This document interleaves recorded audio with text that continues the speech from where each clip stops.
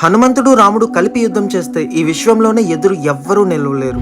కానీ ఒకసారి హనుమంతుడికి రాముడికి మధ్య యుద్ధం జరుగుతుంది. కాశీకి చెందిన యయాతి అనే రాజు ధర్మాత్ముడు, శ్రీరామ భక్తుడు. ఒకసారి నారదముని చెప్పిన మాట విని విశ్వామిత్రుడు యయాతి రాజ్యం లోపలికి వచ్చినప్పుడు యయాతి విశ్వామిత్రుడికి సరిగ్గా అతిథి మర్యాదలు చేయడు. దాంతో కోపగించిన విశ్వామిత్రుడు శ్రీరాముడి దగ్గరికి వెళ్లి యయాతిని చంపమని చెప్తాడు. విశ్వామిత్రుడు శ్రీరాముడికి గురువు చెప్పిన మాట వినాలి కాబట్టి శ్రీరాముడికి ఇష్టం లేకపోయినా సరే అని ఒప్పుకుంటాడు.